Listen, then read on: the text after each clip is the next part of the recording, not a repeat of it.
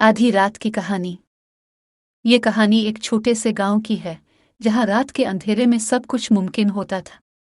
गांव के लोग जिंदगी के साथ मोहब्बत और राहत की तलब में रहते थे।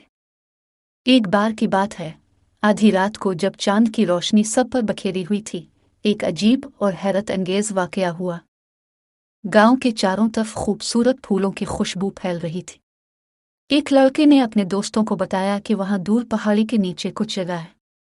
वो नीचे को चला जाएगा और कुछ मख्फी चीजें ढूंढेगा।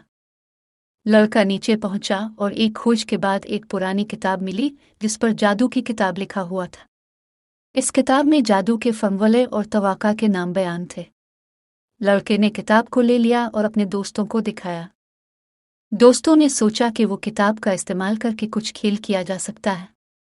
उन्होंने जादू के कुछ फॉर्मूले पढ़े और एक बड़ी पुरानी दरख्त की तरफ इशारा किया। वक्त के गुजरते हुए वो दरख्त बढ़ने लगा और खूबसूरत फूलों से सजने लगा। लेकिन एक दिन एक इंसान आया और दरख्त काटने का इरादा किया। दोस्तों ने इसे दिखाया कि दरख्त में जिंदगी है और वो इसे काटने नहीं देंगे। उनकी तस्मीम ने इंसान को रोक लिया और वो दरख्त को छोड़कर चला गया। इसके बाद दरख्त ने अपनी खूबसूरती और फूलों की खुशबूदार रायहा से गांव को और भी खुशियां दी। इसके बाद से गांव वाले सब दोस्तों को खूबसूरती से देखने लगे और उनकी कीमत को पहचाना। जादू की किताब की तालीम को भी इस्तेमाल करते हुए वो अपने गांव को बेहतरीन तरीके से संवारने लगे। ये कहानी हमें ये सिखाती है कि जादू की किताब किसी और कीमती चीज़ की तलाश करने की बजाय हमें अपनी ज़िंदगी को बेहतर बनाने की कोशिश करनी चाहिए।